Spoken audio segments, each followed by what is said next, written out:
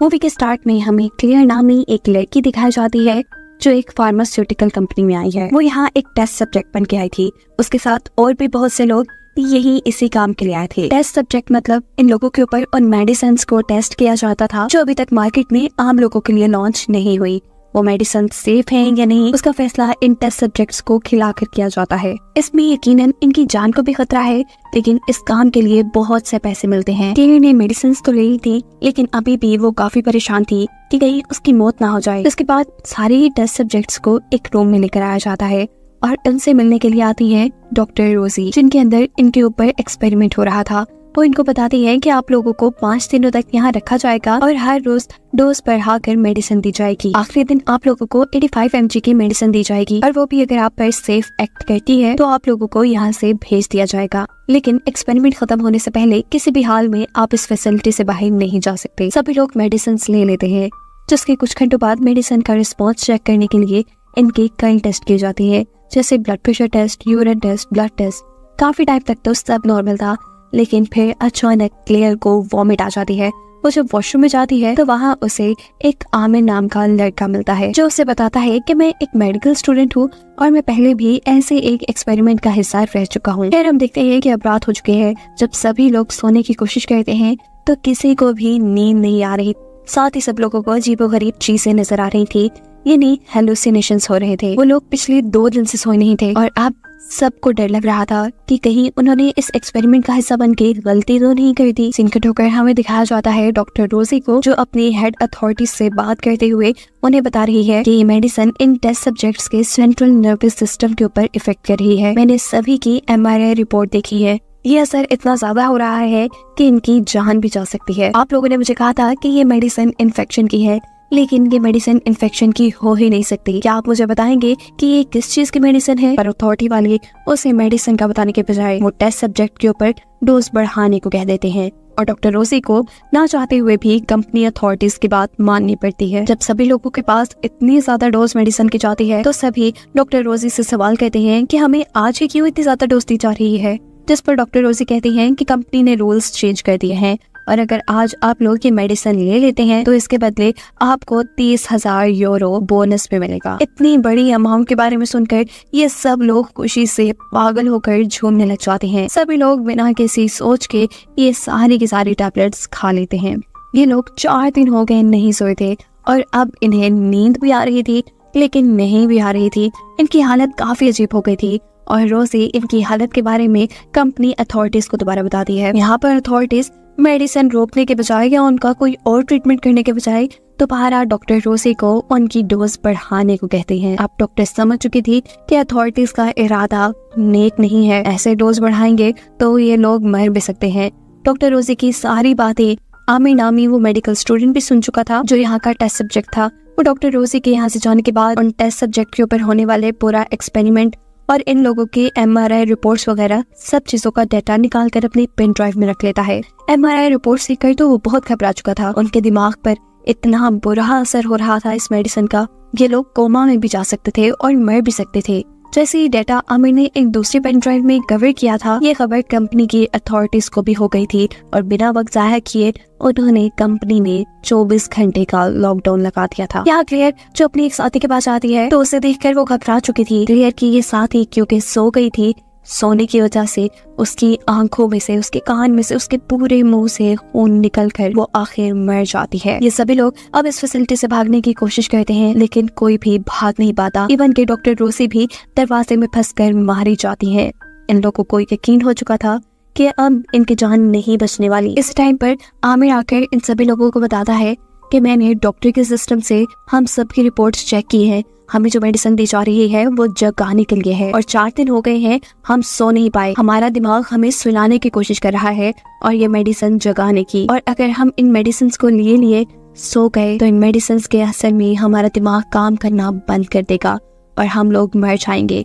किसी भी तरह करके हमें सिर्फ 24 घंटे तक जागे रहना है, जिसके बाद दवा का असर कम हो जाएगा, हम यहाँ से निकल पाएंगे और हमारा इलाज हो पाएगा। अगर हम लोग 2-4 दिन के लिए कोमा में भी चले गए फिर भी हमारे जिंदा रहने के और कोमा से वापस आने के चांसेस ज्यादा है। आमिर यहाँ इसी फैसिलिटी के अंदर से कुछ मेडिसिन ढूंढ कर सभी लोगों को देता है और कहता है कि ये मेडिसिन तभी यूज करनी है जब नींद बिल्कुल काबू से बाहर हो जाए। ये लोग अब अपने आप को मसरूफ करते हुए जागने की कोशिश में लग चुके थे, लेकिन इतनी देर जागने की वजह से इन लोगों को हेलुसिनेशंस हो रहे थे। आमिर को हेलुसिनेशन होता है कि उनकी मरी हुई साथी जिंदा हो गई है और इसके पास आ रही है, लेकिन तभी वो अपने दिमाग को कंट्रोल में ले आता है। एक दूसरे लड़के को भी यहाँ हेलुसिनेशंस होना शुरू होते हैं। उसे किसी अंधेरे कमरे से आवाज आ रही थी, जिस आवाज का पीछा करते करते वो उस अंधेरे में चला गया था। और इस सब के थोड़ी देर बाद दिखाया जाता है कि उसके भी आंखों, कान, मुंह, हर जगह से खून निकलते हुए वो मर चुका है। इसका मतलब कि वो इस मेडिसिन के असर में सो गया था, उसके दिमाग ने काम करना बंद कर दिया और उसका दिमाग फटकर वो मर गया। यहाँ क्लेयर जिसे अपनी नींद आ रही थी, वो एक स्टोव पे अपना हाथ चला लेती है ताकि जलन की वजह से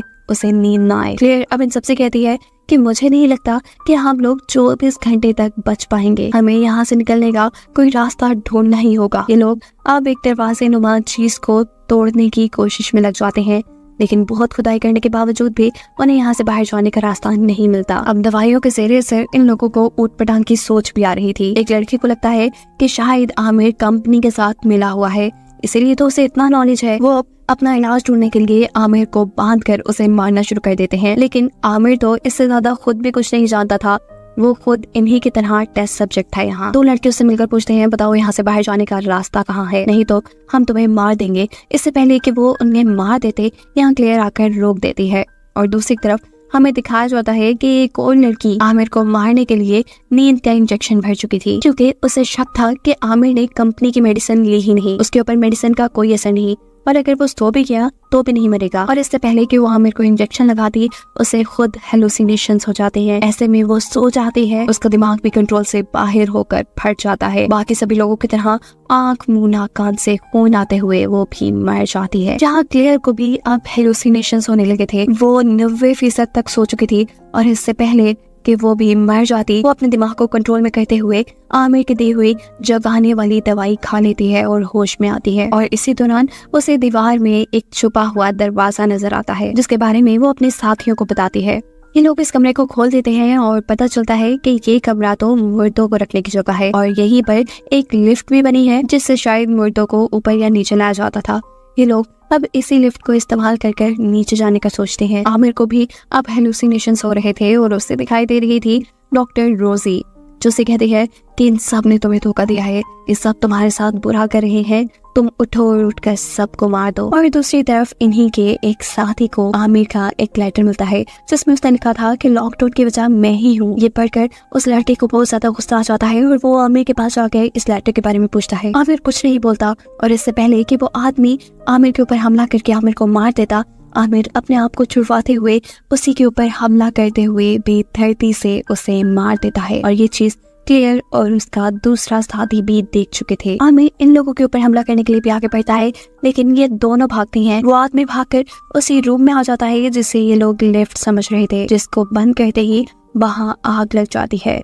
ये कमरा असल में लिफ्ट नहीं थी, बल्कि डेड बॉडीज को जलाने वाला कमरा था। शुक्र के उसने क्लियर के जाने से पहले ही इस कमरे का दरवाजा बंद कर लिया था। आखिर वो फिर बच गई। अब कंपनी के लॉकडाउन के 24 घंटे भी पूरे हो चुके थे। अचानक फैसिलिटी का दरवाजा खुलता है और यहाँ से आमिर बाहर जाने की कोशिश करता है, लेकिन उससे पहले ये गार्ड यहाँ आकर उसे शूट करके मार देते हैं, क्योंकि उन्हें कंपनी की तरफ से हुक्म मिला था कि जो भी बचे उसे मार दिया जाए। अपनी जान बचाने के लिए यहाँ क्लियर डेड बॉडीज वाला कपड़ा पहन लेती है, ताकि गार्ड्स को लगे कि वो मर गई है। गार्ड सभी डेड बॉडीज को उठाते हैं और साथ में क्लेयर को भी उठाकर अपनी वैन में डाल देते हैं। जहाँ रास्ते में वो खड़ी हो जाती है, उसे देखकर ड्राइवर डर जाता है। उन लोगों का एक्सीडेंट होता है जिसमें अब ड्राइवर मर चुका था और क्लेयर जिंदा बच गई थी, पर उन मेडिसिन के ज़रिए असर अब वो कोमा में जाकर वही नीचे सड़क पे पड़ी थी। सीन कट होकर हमें 4 साल बाद का सीन दिखाया जाता है। क्लेयर एक हॉस्पिटल में एडमिट है और अभी तक कोमा में है। जिसमें बताया जा रहा है कि वो फार्मास्यूटिकल कंपनी जिन्होंने इन 7 लोगों के ऊपर एक्सपेरिमेंट किया था, उनके ऊपर इन 7 लोगों को मारने का केस था, जिसका इल्जाम डॉक्टर रोसी पे लगाते हुए